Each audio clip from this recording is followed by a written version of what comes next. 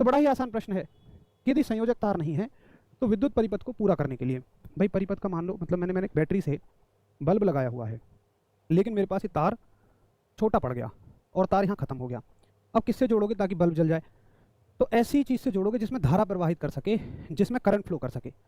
तो रबड़ की पट्टी, लकड़ी की छड़, कागज़ की पट्टी, ये सब तो कुचालक हैं। कुल मिला के आपसे कुचालक और सुचालक जानना चाहता है। ये तो इंसुलेटर हैं।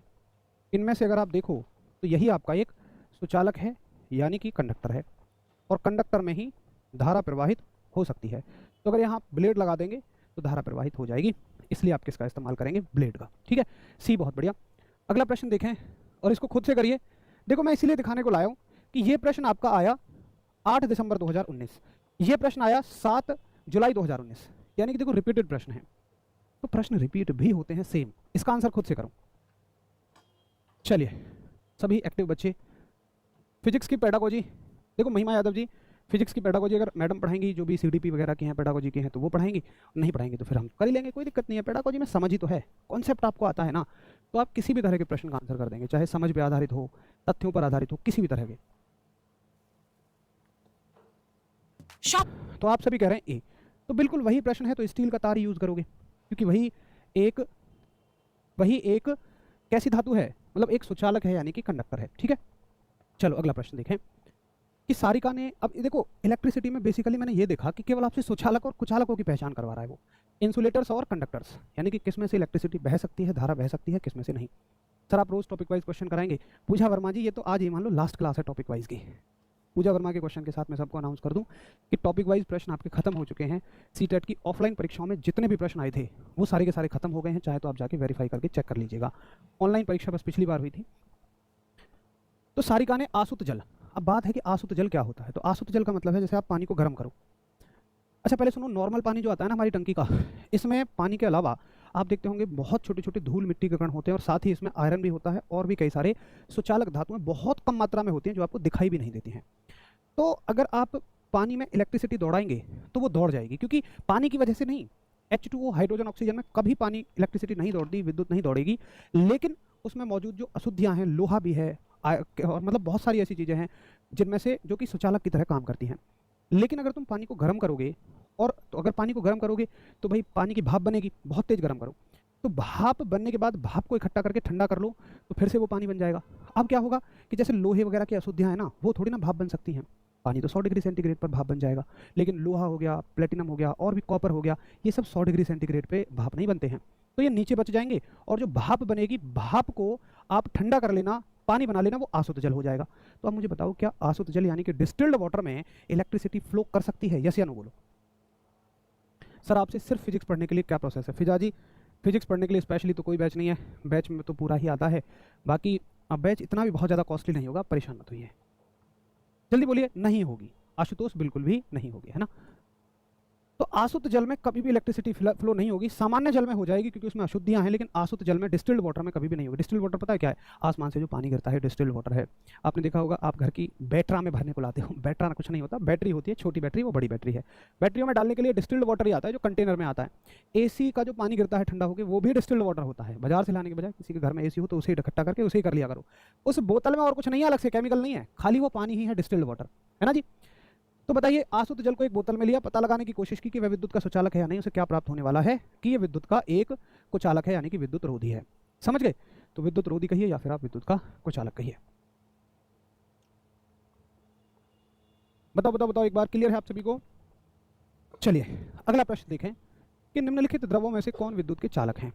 तो देखो, चालक आसुत जल तो बिल्कुल नहीं है, तो 4 वाले ऑप्शन तो सबको काट दो, यानी कि अब पता चला, देखो 4 वाले ऑप्शन कट गए, तो 4 जब है ही नहीं तो 3 और 1 भी नहीं है, यानी कि ना तो ये है और ना ही, सॉरी, अब हमें ये देखना है कि अगर 4 वाला नहीं है, ये तो क्लियर है कि 4 वाला नहीं है, ठीक है, तो ये भी कट जाएगा। अब जब ये कट गया तो 4 के साथ 3 दोनों में आ रहा है, इसमें भी आ रहा है, इसमें भी आ रहा है, तो 3 तो वैसे भी नहीं है, या इसको छोड़ दो, ऐसे तो नहीं कह सकते हम, गड़बड़ हो जाएगी, तो ये नहीं है, चलो ये ऑप्शन हमने काट दिए बस। अब अलग अलग देखते हैं। शर्करा का विलयन, शर्करा का विलयन नहीं होता है, लेकिन आपका जो सिरका होता है, आपका जो सिरका होता है, क्या होता है? Acetic acid. सिरका यही तो, सिरका क्या होता है आपका? Acetic acid. तो एसिटिक, कोई भी अगर एसिड है तो एसिड में क्या है? आयंस हैं, एसिड में आयंस होते हैं, ठीक है। और आयंस जो होते हैं पॉजिटिव और नेगेटिव होते हैं, आपने कभी सुना हो, बहुत ज़्यादा गहराई में जाने की जरूरत नहीं है, थोड़ा थोड़ा सा हिंट ले लो, उसी से प्रश्न बन जाएगा। तो आयन क्या है, पॉजिटिव नेगेटिव। अब इलेक्ट्रिसिटी भी कैसे फ्लो करती है, पॉजिटिव नेगेटिव में। तो जिसमें पॉजिटिव नेगेटिव आयन होंगे वो हर चीज़ में इलेक्ट्रिसिटी होगी। लवण क्या होते हैं, जैसे कि आपका NaCl है, सोडियम क्लोराइड है, तो सोडियम क्लोराइड को कभी देखो Na पॉजिटिव Cl नेगेटिव रहता है, तो यहाँ भी आयन्स हैं, यानी कि 1 और 3 में होगी। अरे वाह, मेरे लगाने से पहले लगा दिया, मुझे तो लगा था थोड़ी सी कंफ्यूज हो जाओगे इसमें, क्योंकि मैंने एक बार ऑप्शन गलत टिक कर दिया था। बहुत बढ़िया, वेरी गुड भाई, दिल खुश कर दिया आप सब लोगों ने। वाकई दिख रहा है कि हाँ आप सब लोग ध्यान से चीज़ों को पढ़ रहे हैं। बताओ निम्नलिखित में से कौन सा विद्युत का चालक नहीं है। तो आश्रित जल। अब खुद तो देखो कि बार बार आश्रित जल यानी कि डिस्टिल्ड वाटर से बार बार प्रश्न बन रहा है, बार बार डिस्टिल्ड वाटर से प्रश्न बन रहा है, तो हमें अच्छे से समझना चाहिए। पता है जब जो भी बच्चे बैच में पढ़ेंगे या खुद से अपने नोट्स को पढ़ेंगे और जिन्होंने ये PYQ की सीरीज़ पूरी अटेंड की है, एक बात तो फिक्स है कि उनके दिमाग में ये रहेगा कि हाँ भाई ये टॉपिक तो इंपॉर्टेंट है। क्या मैं सही कह रहा हूँ? फिर आप उस टॉपिक को और सीरियसनेस के साथ पढ़ेंगे। तो यही तो होता है कि कम समय में हमें ज़्यादा इंपॉर्टेंट चीज़ों को पढ़ लेना। विद्युत यंत्रों में बैकेलाइट का प्रयोग किया जाता है। बैकेलाइट क्या है? आपने देखा होगा कुकर के ऊपर एक हत्ता होता है काला काला सा, क्यों होता है? अगर उसको हटा दोगे तो कुकर बहुत गर्म होता है खाना पकते टाइम। वो गर्मी आपकी, क्योंकि कुकर किसका है? एल्यूमिनियम का, स्टील का होता है, तो स्टील के माध्यम से वो गर्मी कुकर के हैंडल तक आ जाएगी, उसको पकड़ना मुश्किल है, इसलिए उस पर काला काला प्लास्टिक का चढ़ा दिया जाता है, उसी को हम बैकेलाइट कहते हैं, ताकि ऊष्मा ना आए। तो ये आपका ऊष्मा का कुचालक है। ये आपका क्या ऊष्मा का कुचालक है? नहीं। अब ऊष्मा नहीं बहेगी तो विद्युत भी नहीं बहेगी, विद्युत का कुचालक है, बिल्कुल ये विद्युत का कुचालक है। थर्मोप्लास्टिक है? थर्मोप्लास्टिक नहीं होती हैं। थर्मोप्लास्टिक कौन होती हैं? जो एक बार गर्म करो, जैसे पॉलीथिन है या फिर कोई भी चीज़ है, तुम एक बार अगर उसको गर्म करो अपनी शेप चेंज करे और ठंडी होने के बाद फिर शेप में आ जाए। लेकिन ऐसी चीज़ें कि जो एक बार गर्म करो तो परमानेंट ही अपनी शेप चेंज कर दें, जैसे उनको कहते हैं थर्मोसेटिंग प्लास्टिक। तो बैकेलाइट थर्मोसेटिंग प्लास्टिक है। बैकेलाइट कभी भी अपनी शेप चेंज नहीं कर सकता है, वो तो टूट जाएगा लेकिन शेप चेंज नहीं करेगा, तो थर्मोसेटिंग है, वो थर्मोप्लास्टिक नहीं है। ठीक है, चलो जी अगला प्रश्न देखें कि घरों में प्रकाश स्रोत के रूप में LED और CFL दोनों का आमतौर पर प्रयोग किया जाता है, निम्न में से कौन सा कथन सही है? तो कथन चुनने से पहले आप इनके बारे में जानो। LED तो आजकल आपने देखा होगा केवल छोटे छोटे से बल्बों वाली होती है। CFL क्या होती है? आपने देखा हो तो जैसे कैमरामैन कैमरा के लिए जिस फ्लैश का यूज़ करते हैं, आप कहते हो मरकरी, मरकरी, तो वो मरकरी नहीं होती है, वो तो एक शीशे की, उसको बोला जाता है CFL, क्लोरोफ्लोरोसेंट ट्यूब, ऐसे बोला जाता है, क्लोरोफ्लोरोसेंट ट्यूब। उसमें मरकरी भरा हुआ होता है और दरअसल मरकरी ही गर्म होता है, पारा भरा होता है, पारा ही गर्म होता है, तो पारा विषैला होता है, पारा जहरीला होता है, मरकरी एक जहरीला आइटम है। तो LED अच्छा है क्योंकि CFL में विषैले पदार्थ होते हैं, यही बिल्कुल सही है। तो LED अच्छा है क्योंकि CFL में तो जहरीले पदार्थ होते हैं, विषैले पदार्थ होते हैं। अगला प्रश्न देखें कि निम्न में से कौन सही नहीं है? सभी भवनों के विद्युत परिपथ में फ्यूज लगाए जाते हैं, बिल्कुल सही है। कि घरों में आपने देखा होगा जैसे फ्यूज क्या होता है? MCB जैसे होती है, जो कि ओवरलोड होने पे अपने आप कट कर देती है, नीचे गिर जाती है। यदि परिपथ में उपयुक्त फ्यूज लगाया जाए तो सुरक्षित सीमा से अधिक विद्युत धारा होने पर यह उड़ जाएगा, बिल्कुल सही है। तो या तो आजकल तो फ्यूज क्या होता था कि दरअसल उसका तार टूट जाया करता था, तो कहते हैं उड़ जाता है, लेकिन आजकल MCB आ रही है तो वो गिर जाती हैं, जब आपका शॉर्ट सर्किट सही हो जाए तो फिर से उठा दो।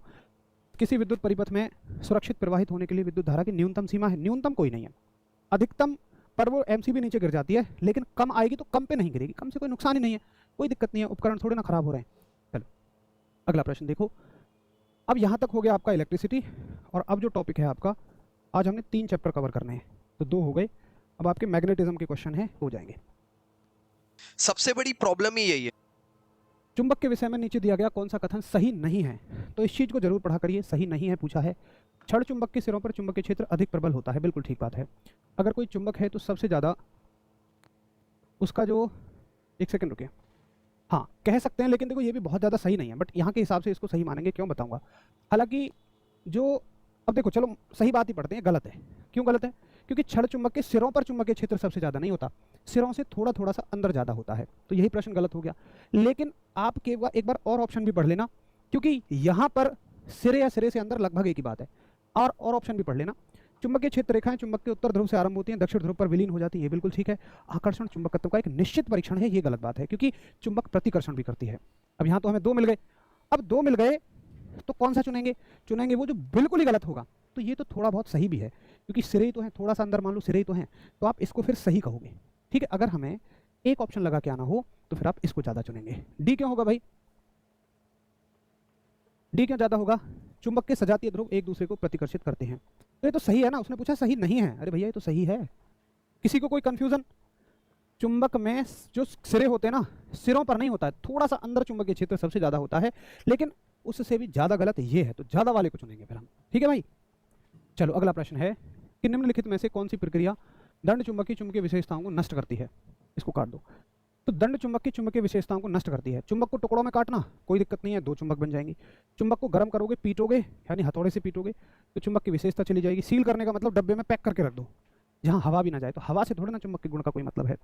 तो बी और सी इसके सही आंसर हो जाएंगे कि अगर चुंबक को गर्म करोगे, हथौड़े से पीटोगे, तो उसकी जो विशेषता है वो नष्ट हो जाएगी। ठीक है भाई, अगला प्रश्न देखेंगे, और 18 नवंबर 2012 में आया हुआ कि किसी चुंबक को लोह रेतन तथा सल्फर पाउडर के मिश्रण में फिराया गया। प्रेक्षण करने पर यह पाया गया लोह रेतन चुंबक के दक्षिण ध्रुव, सल्फर उत्तर ध्रुव की ओर आकर्षित होता है। सल्फर एक अधातु है और लोहे का रेत क्या होगा, एक धातु होगा, कंडक्टर होगा। तो लोहे का रेत खिंचा जाएगा, लेकिन ये चुंबक से चिपकेगा ही नहीं, तो आकर्षित होने की तो कोई बात ही नहीं है। केवल लोह रेतन ही समान रूप से चुंबक के दोनों ध्रुवों की ओर आकर्षित होता है। बिल्कुल ठीक बात है। ए ऑप्शन मत करिए मेरे दोस्त, मेरे लाल, सुनो तो सही। सल्फर एक अधातु है, एक पाउडर है। मान लो जैसे चौक होती है ना, चौक क्या चुंबक से चिपकेगी? नहीं। तो सल्फर एक अधातु है, अधातु कभी नहीं चिपकती। चलिए, तो ये प्रश्न थे आपके मैग्नेटिज्म के, आज तक के प्रीवियस ईयर आए हुए, जैसा कि